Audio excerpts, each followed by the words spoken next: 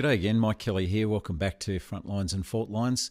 You remember we decided to dive deep into the subject of the Middle East and Gaza and the current conflict last week. One of the more complex and controversial issues that's surfacing at the moment and has been for, I guess, particularly this past year.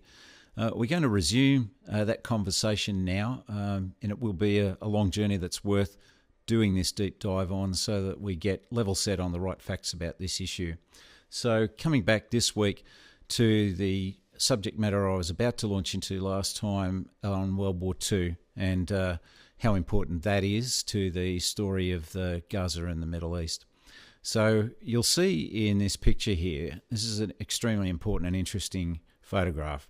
You'll obviously recognise, or most of you will, Adolf Hitler, seated together with a gentleman by the name of Amin al-Husseini, who was the Grand Mufti of Jerusalem for a number of years, leading up to World War II and then throughout World War II as well. The interesting thing about part of the narrative and context around this is that quite often people who claim that the reason why the Jews were given their own state was because of guilt amongst European countries over the Holocaust and how that happened. Certainly, there's no question that the Holocaust was a significant event in accelerating the demographic build-up in what was meant to be the Jewish homeland that was established under the Palestine Mandate given to Great Britain at the end of the First World War. But in particular, that is only a part of the story in terms of the European responsibility for the Holocaust. So Amin al-Husseini was the leader of the Palestinian voice and participation in the processes in those between the war years. He was the Grand Mufti of Jerusalem. At the beginning of World War II, he and his leadership group fled to Germany, and they'd been in contact with the Nazis before this and were very much in sympathy with the German worldview. And so when Amin al-Husseini sat down with Adolf Hitler, he raised the issue with him that firstly they wished success to German arms, that they were very willing, ready and able to cooperate with Nazi ambitions and would assist in the Middle East when the Nazis were to arrive in particularly their area of the world. And this was a bit of a similar phenomenon right across the Middle East. There were elements based in many Middle Eastern countries who had reached out to and did in fact collaborate with the Nazis during World War II. But as far as Amin al-Husseini is concerned, he took things to a whole different level. So in his conversations with Adolf Hitler in this meeting that's portrayed here, he raised with Hitler the issue that he had with German policy of expelling Jews from Europe and Germany, particularly Germany at the time, because at this point Hitler had not succeeded in conquering all of Eastern Europe, etc. So the large numbers of Jews that came under German jurisdiction in those invasions hadn't happened yet. So they were still in the process of mainly looking for deportations and expulsions of Jews.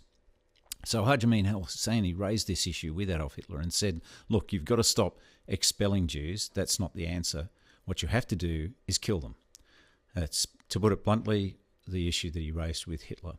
So he stayed in Germany for the entirety of World War II and worked very closely with Heinrich Himmler on delivering the final solution, the Holocaust. And Amin al-Husseini helped raise an SS division amongst Bosnian Muslims, and you can see him here reviewing the Bosnian Muslim SS troops giving the Hitler salute. And he also knew full well what the design and the scale of the German plans as they developed after the Wannsee Conference were for eliminating all of the Jews of Europe. All 11 million was the plan, and the introduction of the industrial processes behind that. And so here you see on the left, to my left, is the picture of Amin al-Husseini visiting a concentration camp and SS barracks. So fully aware of what was going on, played an instrumental part in helping design and deliver the Holocaust during World War II.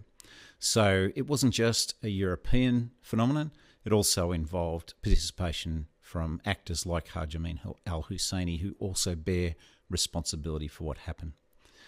So now to come back to the situation that evolved from the geopolitical context of the structure and makeup of what was to happen after World War II in the context of that mandate we talked about.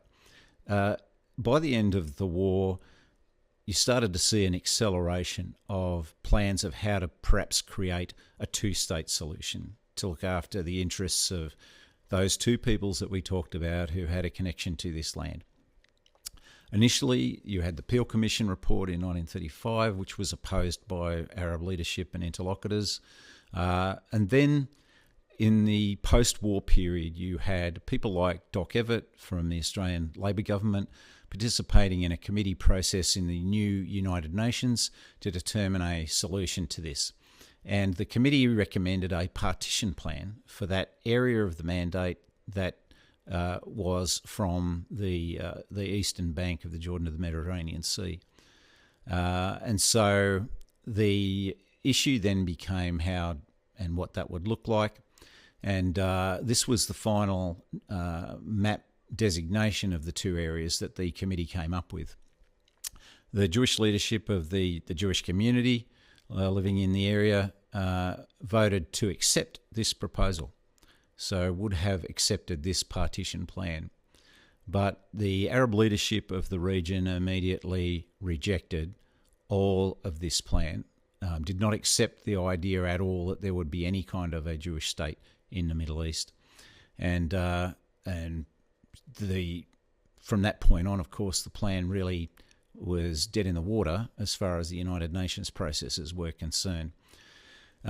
So the British threw up their hands at all of this and effectively decided to walk out from the mandate without there having been a settlement of how all this was to be resolved. And so just completely left behind the two communities to sort their own issues out, and then the United Nations and other international countries to try and clean up the mess that they were leaving. And immediately what happened, of course, was the Israelis declared their independence. And the immediate result of doing that was an invasion of their territory by effectively seven Arab armies and contingents from all of the surrounding nations. Saudi Arabia sent contingent, Egypt, Jordan, Syria, Lebanon, Iraq, etc. And so there was an intent to completely eliminate that community with that invasion.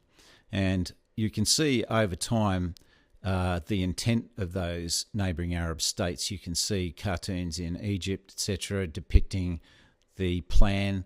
When they were talking about river to the sea, it meant what it still means today in reality, which is to destroy all of the Jews that live there and eliminate the state. You can see also here on my left a picture from a Syrian army manual, which depicts exactly the same thing. So that was the intent of that 1948 invasion of the area. And so, of course, that invasion and that plan failed through a resilient and determined Jewish population never to see another Holocaust happen again. And by this stage, there were large numbers of Holocaust survivors who managed to find their way through a million different means, but particularly by ship to the area. And some of them were almost straight off the ships into the fight to defend this land. And so at that point, there were a lot of refugees flowing in a lot of different directions as a consequence of this conflict and this geopolitical circumstance. On the Palestinian side, or who became basically designated in geopolitical terms as Palestinians, because up until this point, it really referred to the Jews and the Jewish state that was to be created. Up till this time, designated as Palestine. But when the Declaration of Independence was made, the decision was made to use and adopt the name Israel. So then you get this delineation between Palestinians and Israelis effectively. So about 700,000 Palestinians were displaced as a consequence of the Arab War of Aggression in 1948, which is a crime under international law post-World War II. They fled to these territories of what we now call West Bank and the Gaza Strip and some further afield. So that was then the ceasefire lines that came into place, as you can see on this map, at the end of that 1948 war as part of the Armistice Agreement in 1949. At this point in time, as you can see, the West Bank was occupied by Jordan and the Gaza Strip by Egypt. That was an illegal invasion and an illegal attempt to acquire that territory. It flew in the face of the Palestine Mandate, and it was territory seized in an illegal war of aggression. There was at no point any discussion amongst the Arab countries surrounding the area or the possessors of that territory, Jordan and Egypt, about creating a Palestinian state. That was absolutely not in their minds, and never took any steps forward to actually create a Palestinian state uniting those two territories, or even doing it in either one of those territories. And so for 20 years, they sat in control of that territory, and that remained the case. No Palestinian state was attempted. I will mention, of course, that apart from that propaganda that we've seen, there's a lot of propaganda about the fact that you only had one refugee issue. But now, if you track forward to see what happened in the Jewish communities of the Middle East in this very same period, is that all of the Jewish communities of the Arab world, the North African, Middle East world, were effectively ended in the scale and the size and the community dimensions and activities and breadth and depth and cultural sort of underpinnings. All of that was systematically dismantled in every one of those countries, and until you see really now almost the elimination of those communities in these countries, and where there are still Jews remaining, they're living in very much a diminished life compared to what existed prior to 1948.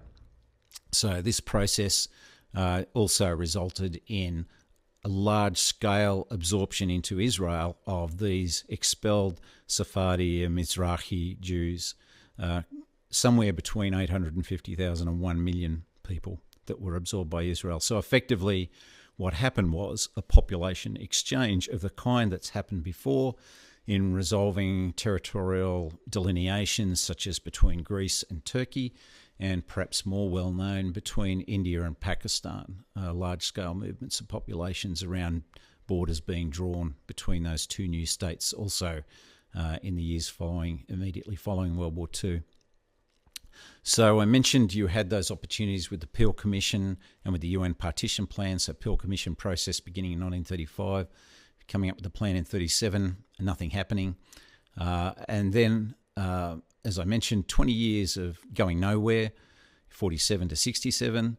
And then there were processes that were associated with the fact that Jordan and Egypt lost control of the territory following the Six-Day War. So again, the Six-Day War occurred in the context of a plan by the neighbouring Arab states to destroy the State of Israel, fully announced and publicly declaimed as being the intent of their military build-up around Israel. They initiated the war by committing the first act of war, which is the naval blockade that they put in place against Israel. And under international law, a naval blockade is an act of war. So a war was already initiated through that blockade, but it was very, very clear and obvious that the military build-up that was going on had one intent only, and destruction of Israel. So the war that was subsequently fought resulted in an Israeli victory, and Israel being left in possession of the Gaza Strip and the West Bank. In addition to that, they also, for a time, had large swathes of the Sinai Peninsula as well, but did relinquish that in the context of ceasefire arrangements. So this situation then has remained the same to this day, that Israel sits in possession at the present time of those two territories, of the West Bank and Gaza, but did immediately offer, after the end of the Six-Day War, to exchange that land to the original occupants, effectively making a gesture of sovereignty for either Jordan or Egypt over those territories, in exchange for peace. A land for peace offer made very clear. You get those back, you recognise us, you make peace with us, that's it.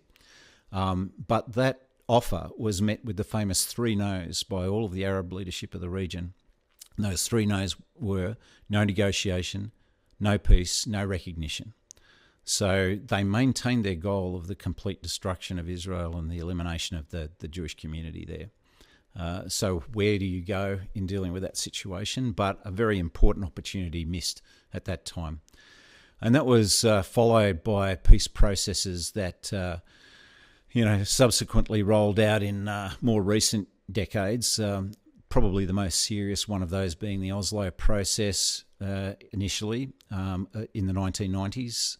And you saw a big surge of effort by the Clinton administration and, in fact, agreements being reached between Prime Minister Yitzhak Rabin and Shimon Peres with Yasser Arafat and the famous signing ceremonies on the lawns of the White House. And it really did look optimistically as if there was going to be the beginning of a process that would achieve the two-state solution at that point.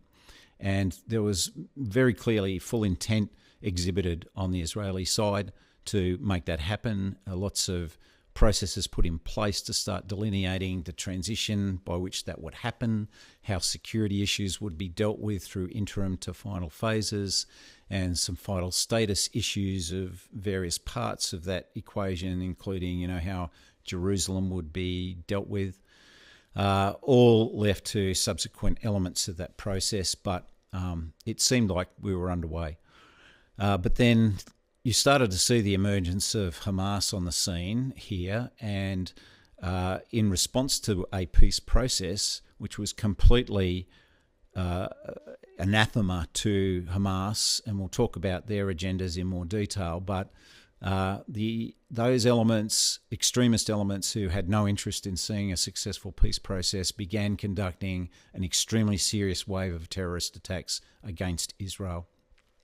And so in the course of that, you saw large-scale casualties in suicide bombings and buses and venues across Israel, and over 1,000 people were killed just in that phase alone. And so the takeout for Israel was, well, my God, do we really have a partnership for peace here? And then being forced to start thinking through extra security measures. And I'd been in Israel before this time, where the borders between Israel and these territories were not marked out by serious security arrangements, no barriers of any serious kind at that point. A lot of passage back and forth between Palestinians and the West Bank and Gaza into Israel for work, etc. So, that was all happening in a pretty much peaceful format. From this point on, that began to be seriously compromised. And the other fault line in all of this was Yasser Arafat's inability, or absolutely perhaps deliberate intention, never to push forward on some of the critical compromise aspects of this. So one of the articles of faith is the so-called right of return.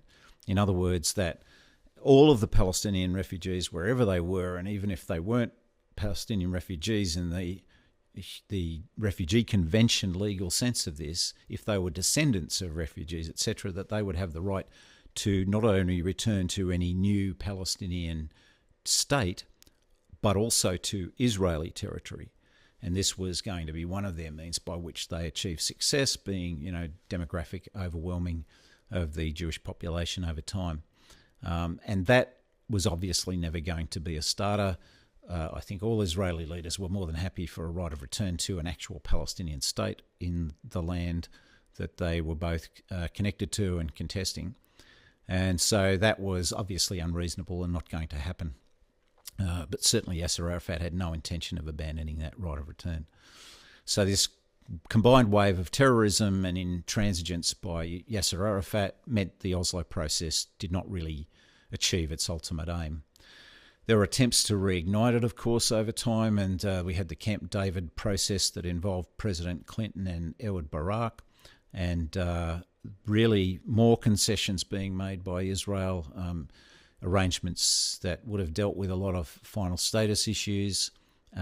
But again, and as President Clinton has said very clearly in these recent months, that was a major opportunity. The state could have been in existence from that point on, and we would be in the process of really building the economy and relationships based on these two new states. But again, Yasser Arafat's intransigence meant that it didn't happen. And from then on, issues began to escalate from a security point of view, and you had the first intifada emerging from that with extreme violence occurring and some very ugly moments during that. So, Yasser Arafat was not a real partner for peace through all of this. There's so many opportunities missed. But probably the last and best opportunity that we have seen was the Olmert Plan in 2008. The Olmert Plan went even further than previous proposals, and there would have been a real question about how the Prime Minister, Ehud Olmert, would have been able to effectively get buy-in from all elements of Israeli society to this plan. But if a genuine intent for achieving peace there on the table was clearly going to be the outcome of this, you would have had a majority of Israelis, I believe, backing it in at that time. But it did involve land swap adjustments so that some of the what were really effectively suburbs of Jerusalem that are so-called Jewish settlements would have been incorporated into Israel, and some other peripheral pieces. And then the Palestinian Authority would have been given compensation land for that from Israel in the periphery of Israeli territory and West Bank and Gaza territory. And you can see what that proposal looked like from Olmert. So you can see the areas that he was prepared to concede in red, bordering these areas, including an expansion of Gaza territory at this point. Would have put them even closer to some of these names of these settlements that became famous later on October the 7th, which we will talk about in a lot of detail in future episodes. So apart from this territorial compromise, and the other point about this is that Olmert offered a geographic link between the Gaza Strip and the West Bank. First time ever that was on the table, and would have meant an increase in West Bank and territory, Gaza territory land effectively to the Palestinian Authority. Olmert's original proposal was that was to be by means of a tunnel connecting the two areas. But he was prepared to engage in discussions about that and make concessions about that, but also in particular in relation to the so-called Holy Basin in Jerusalem. His proposal was to have a 5-state committee regulating that environment, involving Jordan, the United States, Saudi Arabia, Israel, etc. So there was a compromise arrangement around the Holy Basin, and security arrangements that would have, I think, reassured Israelis at the time about how this would be managed, including demilitarization of the Palestinian state, a robust police force, but not an armed force, an army, and that no other foreign military presences from the region would be allowed into those territories, and that there would be an international security arrangement along the Jordan Valley, and all of this as an interim measure to give reassurance around security in the short term. So I've gone into some detail about that Olmert Plan because, there are elements of this that could be returned to, but in the short term, in the face of what happened on October the 7th, having conversations around some of this will be difficult to impossible in the short term. So we'll have to find other paths forward from this. But that opportunity, and the point being that I'm making here, is that opportunity was there, and all that was required on the Palestinian side was to say yes, and they would have had their state now for all these years since 2008 when this was proposed. So, we've been through those details. I talked about the committee, and there was even in relation to the issue of the right of return, Olmert made a concession that there would be 5,000 Palestinian refugees, so-called, even under this UNRWA definition, not the Refugee Convention definition, who would be allowed to return to Israel proper at the rate of 1,000 every year for 5 years. Now, you should bear in mind, and a point that's really important to make, is that even though there were Palestinian refugees who fled from Israel in the face in the wash of the 1948 war is that a large number of Israeli Arabs stayed in Israel proper.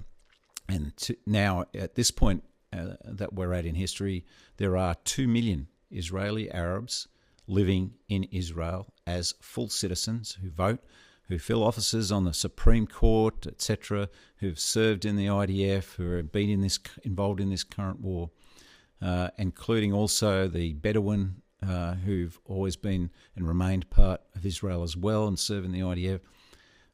So full citizens' rights for all of those 2 million Israeli Arabs. So there's no question that the State of Israel is any kind of apartheid regime, or that it has been ethnically cleansed of Arabs or Muslims.